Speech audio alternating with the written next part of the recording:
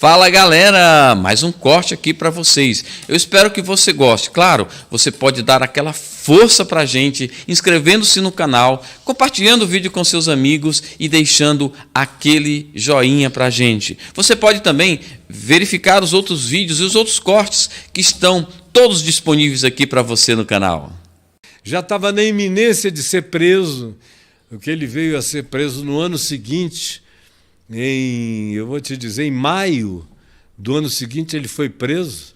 Do Collor eu lembro que ele estava apoiando mesmo. 89. Aí, 89, 90 veio a EVB, quando chegou em maio ele foi preso. E foi preso em 92. Maio de 92, na véspera da Eco 92, do Earth Summit, aqui no Rio de Janeiro. Então, primeiro evento sobre meio ambiente na Terra. E aí ele foi preso, a Universal me ligou, lá para o Vita Vieira e os bispos de lá. Caio, por favor, socorre a gente, o Macedo acabou de ser preso por charlatanismo, vigarice, lavagem de dinheiro, sei lá, algumas coisas assim, eram umas 3 acusações. E aí eu pedi, me mandem a acusação para eu ler. E eu estava indo para Brasília, vindo a Brasília, para pregar aqui no Petrônio Portela, no Senado, num evento que estava precedendo o impeachment do Collor, já estava iniciando. 92, né? 92, o processo de impeachment do Collor. Sim. E eu fui chamado para falar sobre o assunto e não sei o que e tal. Eu até escrevi um livro chamado A Bíblia e o Impeachment, porque para crente era um pecado você... Mesmo numa democracia, mesmo numa democracia onde a autoridade é o povo e a Constituição, mas crente estava acostumado era com César, com rei, com militares. Crente foi talhado para obedecer autoridades absolutas. Na igreja também, quase todas as igrejas tinham autoridades absolutas, dinastias absolutas. Então, crente foi feito para golpes militares ou de coisas dessa natureza. Então, você dizendo, cara, a democracia é tua, você tem liberdade para escolher. Você é a autoridade, é o povo, é governo do povo, do voto. Mas eles não. Se alguém chega, se ele está lá, Deus botou. Eu digo, não foi Deus, foi o voto. Foi o voto, não contaram os votos, não deu maioria para fulano e não para cicrano. Por que o que teve maioria assumiu? Foi Deus que votou? Que foi lá votar? Foi você. Mas não adiantava. É muita estupidez. Aí eu escrevi um livro, A Bíblia e o Impeachment, pelo menos para as lideranças lerem e diminuírem a resistência a respeito daquele impeachment que era... Foi o primeiro, né? Foi insofismável. Não dava para negar que o negócio tinha passado de todas as medidas. Furgão, né? Não, ali foi o pretexto. Foi só o pretexto. O negócio, a grana mesmo foi o PC Farias e os dinheiros, os milhões de dólares buscados lá no Uruguai, encheram jumbos que trouxeram cheios de dinheiro. Aí eu sei da história por outras vias, não vou contar aqui quem me contou, porque seria uma entregação. Quem me contou foi lá buscar. Foi lá buscar a grana. Então, eu sabia de tudo. E aí, voltando ao Macedo, ele me disse, aqui nessa igreja não tem, Jesus só inspira essas piedades que eu não quero. Eu quero aqui, não é o que está certo, é o que dá certo. E o que dá certo é o que eu faço. E aí, para reunir meios, dinheiro e recursos, eu faço qualquer negócio. Eu dou cheque sem fundo, eu emito nota fiscal fria, eu lavo dinheiro. Ele falou na minha cara, eu ouvindo assim. Falei, não é possível, esse cara deve estar num dia surtado. Que nada de Deus. Nada. Aí eu perguntei, escuta, e onde é que Jesus entrou nessa história toda? Aí ele disse, não, no início eu era do candomblé, então quando eu me converti, eu fui lá para a igreja tal, depois acabei lá com o bispo Roberto Macalister da Nova Vida, mas era uma coisa assim muito educada para o meu gosto. Aí eu falei para o Macalister, olha, eu estou saindo daqui porque o senhor não vai a lugar nenhum, o senhor vai ficar aí com essa coisinha educadinha, eu quero é botar para quebrar e o senhor vai ouvir falar muito de mim ainda do que eu vou fazer nesse país. Aí ele e o Soares saíram juntos. Pois bem, aí ele, nas outras reuniões que a gente teve, foi mais ou menos um repeteco da primeira. E eu disse, escuta, Macedo, você disse isso, isso, isso. Você pensou a respeito? De lá para cá teve alguma coisa que te fez mudar de ideia? Não, é exatamente isso e tal e tal. E eu fui ficando convencido de que eu estava lidando com um cara que tinha convicções perversas, completamente dele, que ele não estava disposto a abrir mão de nada, não se condoía com nada nem com ninguém. Não demorou muito tempo, ele começou a perseguir pessoas lá dentro.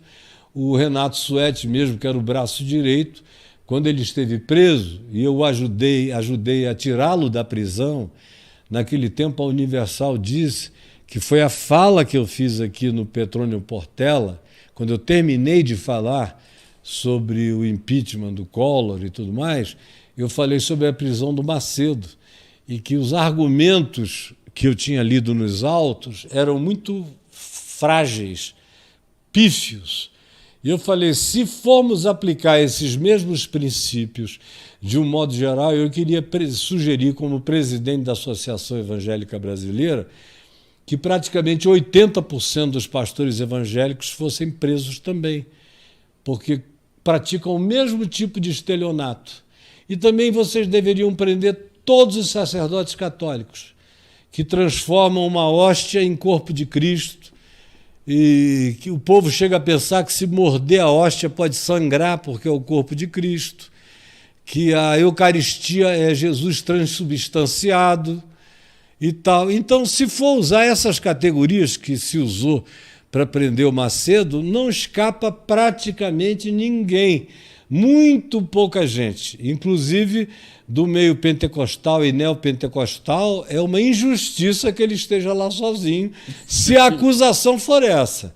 Agora, se vocês quiserem lidar com coisa séria, eu falei lá para todo mundo, estavam todos os senadores, lotado de deputados federais, o próprio Lula estava presente na mesa comigo, e o presidente do Congresso, o presidente da Câmara, várias pessoas daquela época, das figuras mais eminentes, e ouvindo aquilo, e o povo ficou em pé e aplaudiu quando eu terminei de falar aquela história do Macedo.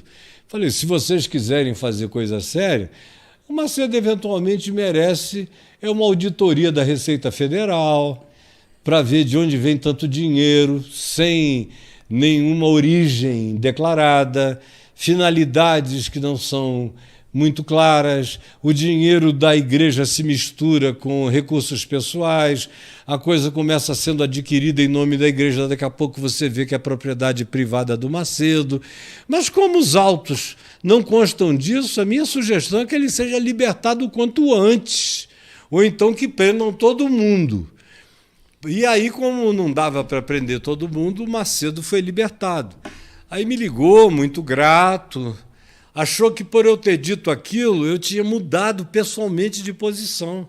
Aí teve mais uma insistência para entrar na EVB. Eu falei, não, cara, eu só falei o que é verdade. Agora, eu não estou em favor de nada do que você faz. Para mim, é tudo contra o Evangelho. E aí eu fui ficando apavorado quando eu fui vendo pessoas como o Robson Rodovalho, o César Augusto, o Estevão Hernandes, me procurarem, que eram membros da EVB, me procurarem e dizerem, Caio, você é o nosso presidente, mas eu preciso abrir o coração e dizer o seguinte, eu estive com o Macedo, rapaz, o cara é doido, mas dá certo. Aí eu falei, o quê? Eu me lembro de tomar um café aqui com o Rodovalho e o César Augusto no Hotel Torres, em janeiro de 1990, no Congresso Geração 90, aqui em Brasília, em janeiro de 90. Aquele hotel que fica na Torre já, mesmo, ele já acabou. Acabou. Já acabou. Era de uma família... Era um ponto turístico, né? Família amiga minha, de árabes queridos, tinha um restaurante lá no Alto Árabe, excelente e tal, onde eu me hospedava naquele tempo regularmente. Então, a gente tomando café ali, E eles me disseram isso, eu olhei para aquilo e falei, não acredito que vocês estão falando isso. Não, a gente vai imitá-lo, mas não totalmente. Nós vamos fazer uma adaptação para fazer uma espécie de universal para classe média, classe média alta. Então a gente vai tirar alguns fetiches, vamos tirar algumas coisas, mas a arquitetura, a estrutura de poder, a piramidalidade, todas essas coisas que a gente viu como é que funcionam lá, nós vamos manter, porque só dá para ter dinheiro e fazer diferença, e comprar TV, e comprar rádio, e criar um nome, e ter poder político, e ter os políticos na mão, se a gente se tornar ministérios midiáticos, como o dele, com instrumentos de mídia, isso e aquilo.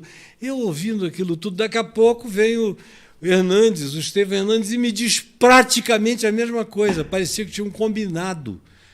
Eu fiquei chocado, eu falei, o que é que deu em vocês? E ouvi a mesma história que eu já tinha ouvido do Macedo. Caio, tudo que você prega está certo, mas não dá certo. Não dá dinheiro. Não dá certo.